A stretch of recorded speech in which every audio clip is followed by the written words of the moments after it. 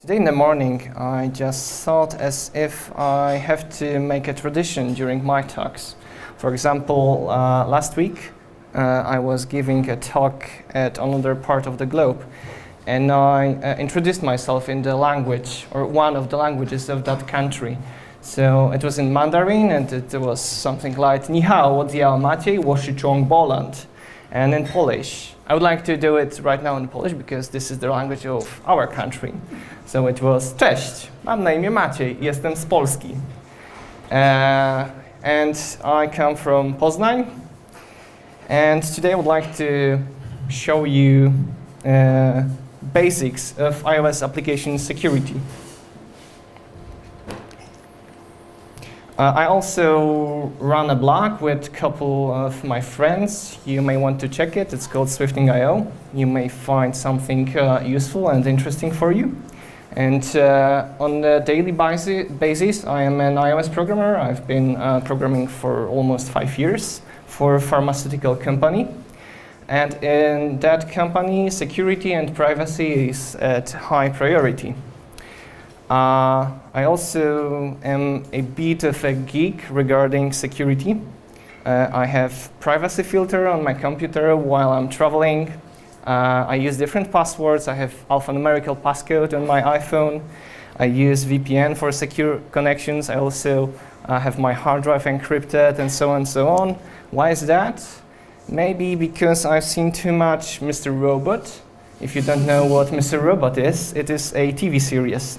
And in that TV series, the main character is called Elliot. He's a hacker, and he works for Allsafe company, which provides security services for corporations and other companies. And in the TV series, there are also two colleagues, among other characters, of the Elliot. They're called Ollie and Angela. And there was this scene in second episode of first season where Ollie and Angela were walking down the street, and there was also this man who was giving away CDs. He was standing there, he was saying that he wants to promote his musical band. Yeah, and he nagged also the couple who was walking down the street. After a conversation, Ollie took a CD from that man, and in the evening he found this CD in his backpack. He was he tried to open it on his computer, but it didn't work. The music didn't play on his computer. And what happened was that malware was installed on his computer. And I wondered, damn, how we can do something so foolish? You work for a security company, you're a programmer, a developer, he was one of us, basically, and he did something so foolish. Okay, but you may say that this is just a TV series example and doesn't happen in real world, or does it? So, as I said, I was presenting something on a meetup, and someone gave me an interesting example closer to our field. Thanks to him for that. Downloading Xcode can be very slow. In September 2017, where Xcode 7 was released, in China there were slow network connections. What developer did at that time, they were using third-party servers to download a copy of Xcode. But it contained a malware. And this Xcode version was called Xcode Ghost. It was able to inject third-party code during compilation time. It force-loaded core services framework. According to Palo Alto Networks, which is another company that deals with security, the Xcode Ghost software was able to intercept device information, prompt for credentials of user, open URLs, read clipboard, execute remote commands. And applications that were compiled with this version of Xcode went through App Store review process successfully. There were at least 25 applications that were infected. Amongst them, there was WeChat, a Chinese messaging app that is used on a daily basis by 70 million active users, and it is considered to be the largest security breach in the App Store's history. So if you have Xcode from different source, check Xcode's code signing integrity, and remember, don't download Xcode from other servers than Apple's. It wasn't clever to use third-party servers, but speaking about silly actions, even I did something silly. iOS 10 beta was announced in June 2016, and I installed it on my personal phone. I have their cards, health, password information, and I wondered, damn, is that beta secure? And actually, how secure iOS is. So, no mysteries. I've been to Singapore last week, and I presented there the same talk. And in Singapore, they have, on the south of the island, they have Marina Bay and a hotel. It consists of 3 pillars and a platform on top of it. And similarly, iOS platform security is also based on 3 pillars, which are creating secure operating system by Apple, users upgrading phones to the newest version, and last but not least, developers building secure applications. So iOS is secure because of a few reasons. Mainly because security is built into silicon. iPhones contain a coprocessor called Secure Enclave, and it is used for cryptographic operations. Storage encryption made by Secure Enclave uses user passcode. You know Steve Jobs, don't you? You may have heard about him. He's the guy who didn't use passcode. So if you wondered what passcode is, this is what Steve Jobs didn't use. And if you use passcode, you may find Touch ID useful because you can also override somehow it by your fingerprint, because it's a fingerprint scanner. And because of those 3 things, in my opinion, iOS is a quite secure platform. Okay. Another security pillar is our users upgrading their software. And according to Google, only 0.7% of Android-driven devices use the newest operating system. Quite a sad number. However, it is well known that Android-driven devices suffer from fragmentation of market. The previous version of Android, 6.0 Marshmallow, was installed on almost 30% of devices. For iOS-driven devices, it's, in my opinion, much better. According to Apple, we have 76% of iOS-driven devices. The iOS 10 adoption rate is quite good, but it is not excellent. Maybe because iOS 10 dropped support for devices, for older devices such as iPhone 4S, iPad 3, and older. And we still have on the market 80% of iOS 9 devices. And in my opinion, building secure applications comprises a few things: establishing secure network connections, protecting data that user provides within our app, validating input from different processes, inter-app communication, and detecting and acting upon jailbreak. But you may wonder why we should bother with all of that stuff. And it's maybe because our applications can be under attack. Our apps can be attacked mainly when users can perform financial, or attackers can perform financial operations within our apps. So for example, in banking apps, if application contains identifiable information, card information as well, and if they contain information that can identify users, such as IDs, names, photos, or relations between people. Credit card information, as I mentioned, our application can also contain health information. It also should be secured, mainly because their security is regulated with HIPAA Act. And a hacker can use all the data that is in our application for their own benefit, or to compromise a person or a corporation, a company we work for. So those should be secured.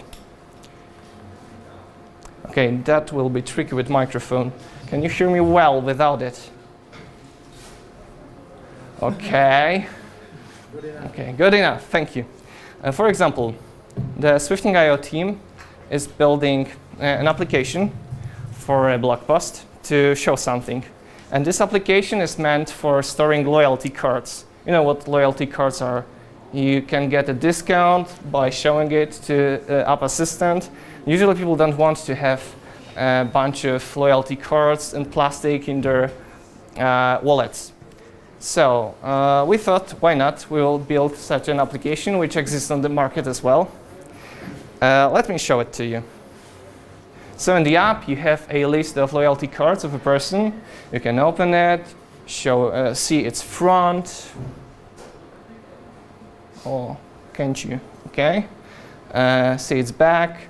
There can be a barcode scanner to be scanned by a shop assistant. You can also edit some information, display and edit card name. But in this application, user is allowed to store any information. He can also take pictures of their credit cards. So I'll take a photo of my credit card at the moment. Oops. Cool. That's not secure. Yeah. It is quite secure because it's just an image. It's not my actual card. The back of the card. And voila, we have a credit card stored here. Yeah, it's credit. Yeah. Cool, and there's this card. I can store credit card in the application. Cool, maybe it should be secured as well. We'll get back to it in a moment. You may wonder who might be an attacker. And actually, an attacker or attackers may be people wanting to tap out money from our credit cards. Why it doesn't work?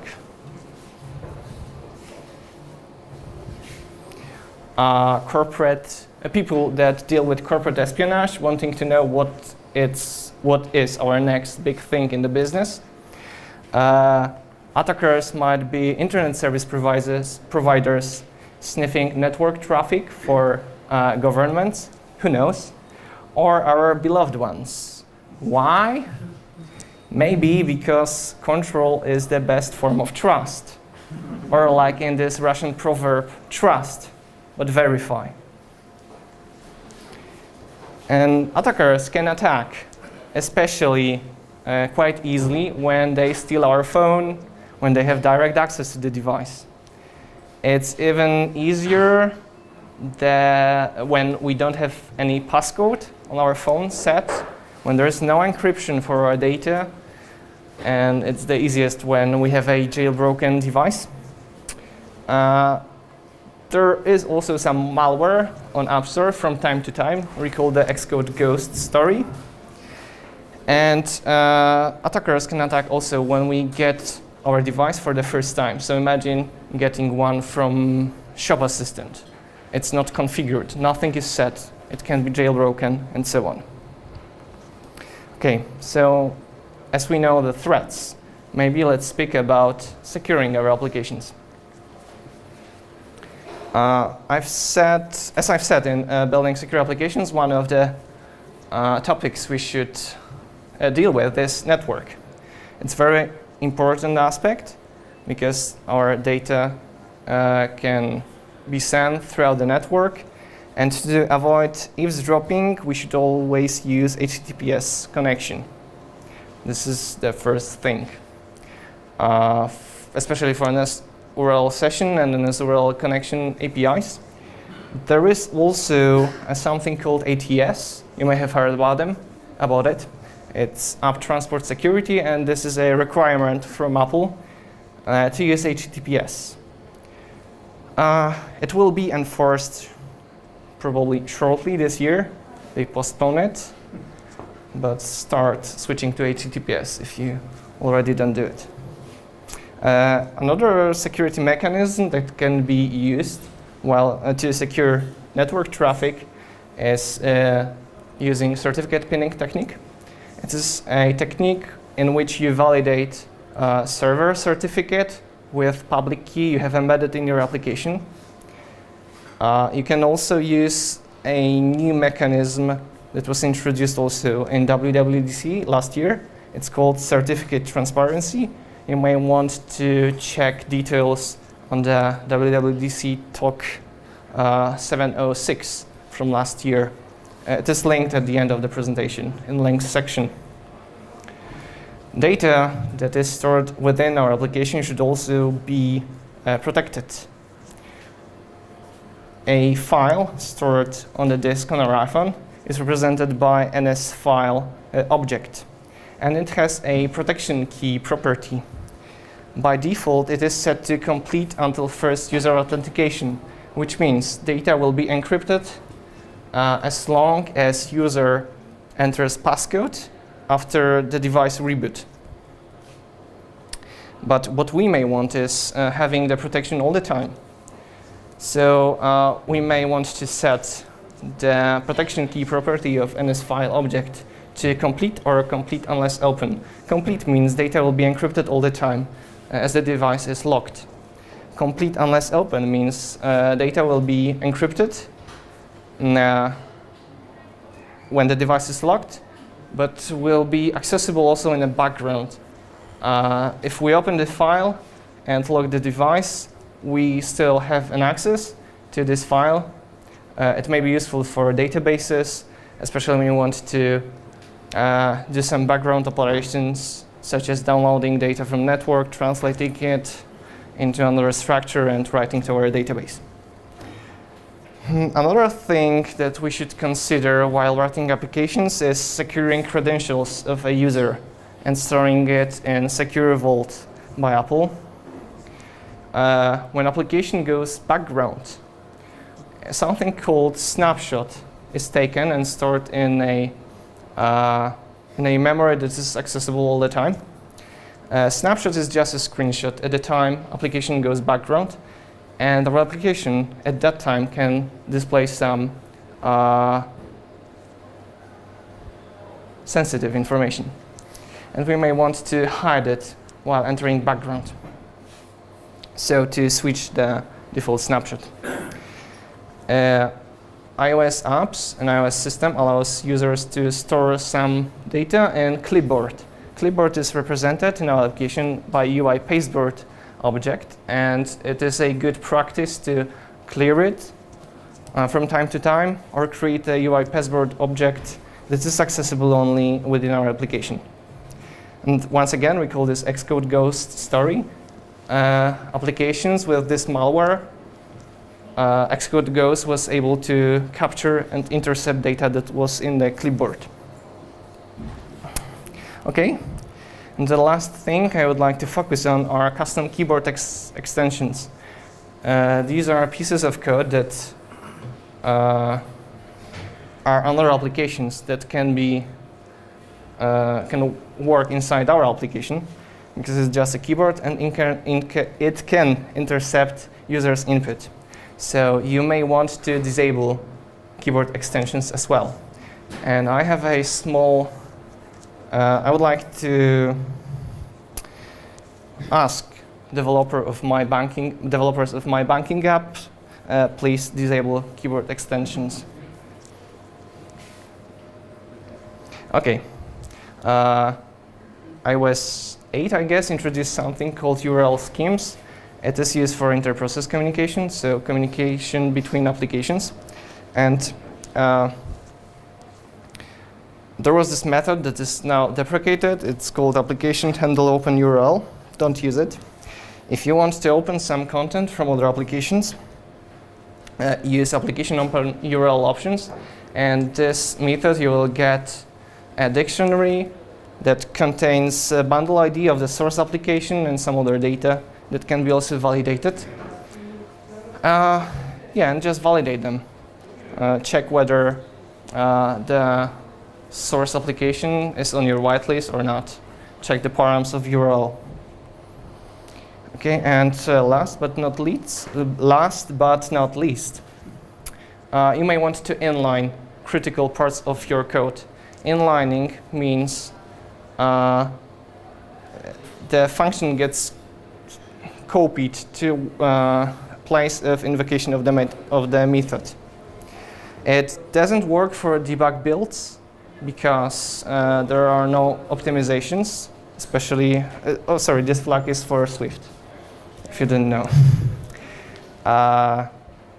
Yeah, you can also use code obfuscation. It will make your code harder to read by attackers. And there's this tool called ClassGuard, made by Polydia, so good job, guys. And looking for a Swift version. Okay, so now demo time.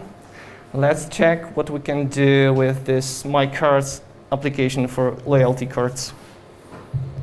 Okay, let's dive into code, I suppose, if there is Xcode here. Cool.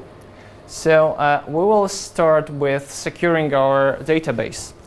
Database is represented in iOS 10 by NS persistent container. And securing this container is quite simple. We just load it with a name. And in the completion handler, we get store description. This is kind of metadata. And we just set an option of this on this store description object. It's this file protection type flag. We want this this store to be accessible only when the device is unlocked. So we would set a complete protection key. And this is just a fancy name for which key we should set it. And that's it. Hooray! Okay, let me switch to another demo. Disabling keyboard extensions is also quite simple. Cool. I think it's over here. Yeah. There is this method that gets invoked whenever operating system wants to open an extension in our application. It's called, as you see, application should allow extension point identifier. And we just check whether it's keyboard. If it is keyboard, we don't want such extensions in the application. And let us check if it worked. Yeah, you may have noticed that I used swipe keyboard.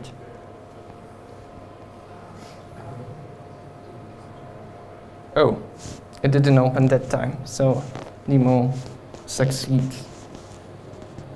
Can you still switch to the custom keyboard? I don't think so. I may try.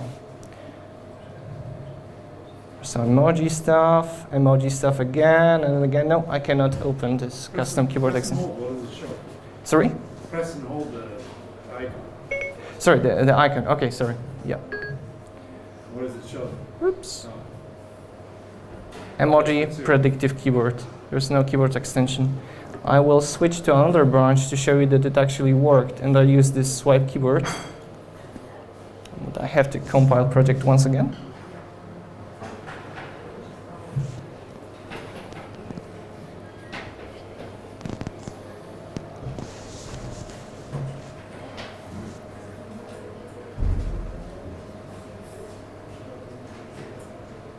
Oh, cool, there is this swipe keyboard.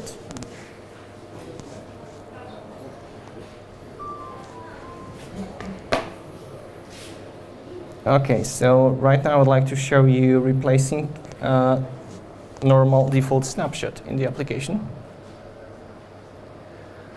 It is also done in application delegate. And what one should do is, for example, add an image view or an visual effect view. We will use blur effect. And what happens is when our application enters background, we set this view's frame to bounds of our main screen. And we add this as a subview of window, because window holds all the views. And when an application enters foreground, we just remove it from its super view. I will just compile application, and hopefully it will work.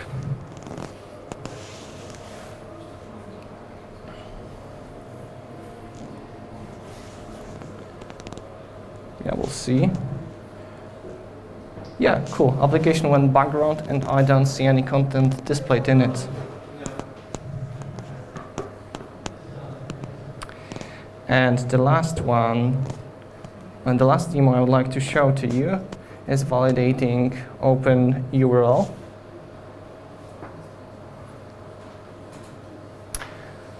So, when another application, another process wants to open something in our application, this method gets called. And I prepared two methods. One validates bundle ID, second one validates URL. So let's check them. So we got something from the dictionary, but it's of type any, and it can also be nil. So first of all, we will check whether we have the source of the application.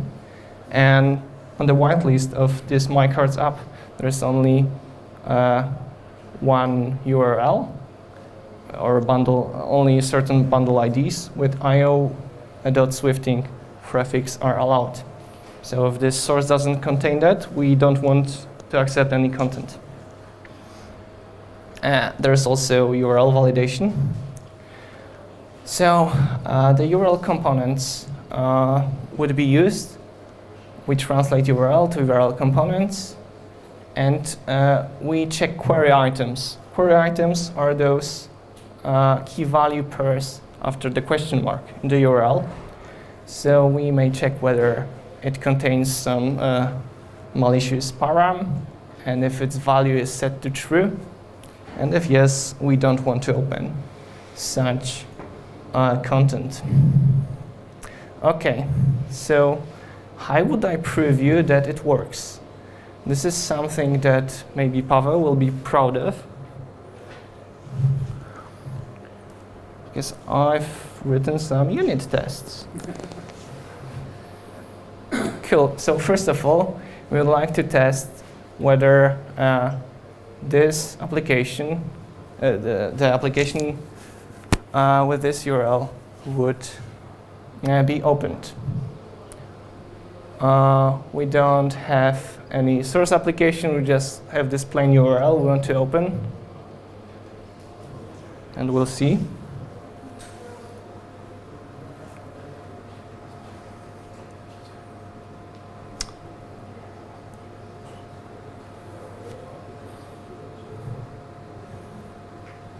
Cool. Test passed. We didn't open the content. Secondly, we would like to open content from a malicious app. So we just pass this source application set to invalid source.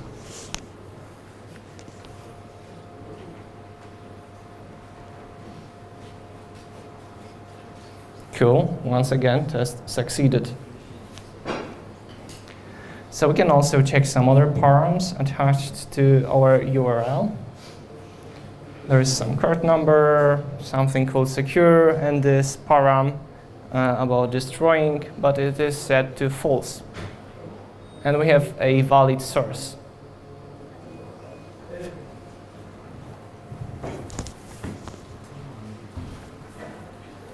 And hopefully this one also succeeds. Once again, it worked.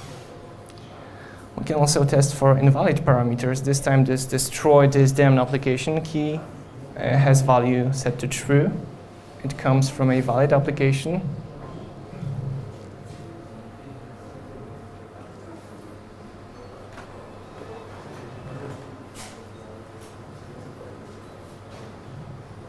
It also worked. And do we have any other demo? Cool. We also have invalid URL because destroyed is demnap is set to true, and there is invalid source, and it also should reject opening content.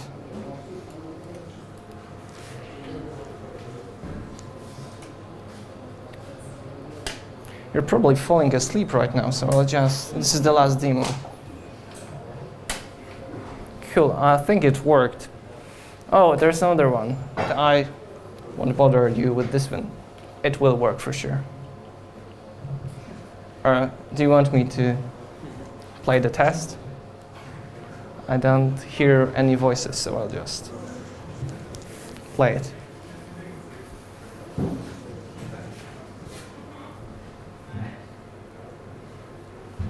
Cool, so it seems that the application is more secure than at the beginning. That's great. So let's get back to slides. Let's speak a bit about jailbreak. Jailbreak is the mechanism of disabling security features of operating system of iOS. And actually it is really hard to detect jailbreak on a well-prepared environment. But there are a few simple things you can check for on a jailbroken device, such as presence of CD application. It's an app store for jailbroken applications. You may want to test close outside application sandbox because we can touch things in the file system quite easily. We can check whether we can fork a process. We can check for injected code. We can detect debuggers connected to our applications. And we can also check connections to OpenSSH. And how can we live with that? If we detect jailbreak, we can imitate unsuccessful iOS passcode attempts. So we can slow down an attacker. After 5 unsuccessful attempts with passcode, you have to wait 1 minute to input passcode once again. So we can do the same when we detect jailbreak. We can slow down an attacker. We can make requests to backend take longer. We can also silently erase crucial data in our application, and we can inform backend about the misuse of our application. So right now I have a question to you. How secure your apps are? Okay, I see quite secure. However, I've showed you how to introduce simple security mechanisms to your applications. As you've seen, it took a little amount of time to write such a code. You can protect users' data, use secure connections, HTTPS over the network. You can use file protection type flags for files. You can replace default snapshot, disable custom keywords. You can validate data incoming to your application. You may write secure code. You can build top-notch security systems. But the most vulnerable part of your application is still human. You know, we're just humans. We make mistakes all the time, either as programmers or users. Recall Xcode Ghost and Mr. Robot stories. And pay attention to what you do. I will repeat, pay attention to what you do. Always download Xcode from trusted sources and educate your users, because their data security depends mainly on them. Thank you very much. You mentioned at the end something about slowing down the attacker by using passcode to slow. Okay. What could you be more specific? Passcode mechanism was just an example. I wanted to show you how Apple slows down an attacker with unsuccessful passcode attempts. After 5 attempts with invalid passcode, Apple just disables entering passcode for another time for 1 minute. And we can do the same in our application. We can put wait statement or something like that in our code, or just call a different endpoint on a backend, so the backend knows that those requests could take much longer. This is what I meant. But if the attackers know the passcode, but still don't know the credential for our apps, so how we protect our data? Because in your presentation, you only protect the data inside the application if attackers don't know the passcode. So the question was how we can protect data when attacker knows passcode but doesn't know credentials to the application. That's a hard one. Do you have a simple passcode on your phone? I use alphanumeric. Yeah, probably. 4 digits? In the business environment, it's always like 1111 or 1. Really? Oh, damn. Like that. I didn't know about. I'm scared, to be honest. Okay. When the passcode is like simple as that. Okay. Like that. So my first recommendation would be to use privacy filter on your iPhone, so nobody sees what you're entering to your phone. The second one would be use alphanumeric passcode. However, we can also build encryption mechanisms to our applications. Maybe we can use some encryption based on credentials to our application. This would be my recommendation. But never write your own encryption mechanism. So there are some on the internet, I would say. Yes? How secure, in your opinion, is fingerprint protection? Fingerprint protection. In your opinion? In my opinion, I think it is secured because your fingerprint scan is stored in secure enclave. This is this chipset, the coprocessor that is built in the silica. So fingerprint. But in your opinion, because you have security. You mean my fingerprint, so somebody can cut it and use it to enter my phone, or your question is about? It's Yeah. Quite easy to get your fingerprint. Yeah, that's true. However, your phone demands inputting passcode after 48 hours, or after, I think, also 5 unsuccessful attempts. You have to write your passcode instead of using Touch ID. Maybe it's the best the Apple can offer at the moment. So ask for a password when some events come. Okay. No. I have some limits on my credit card, and the limits is I have to put the password. Okay, didn't know about it. And with Touch, I have this experience with Touch ID that when you have a bit of sweat on your finger, it doesn't work properly, so you have to input passcode anyway. So there was an example of cat. One girl in Okay. United Kingdom.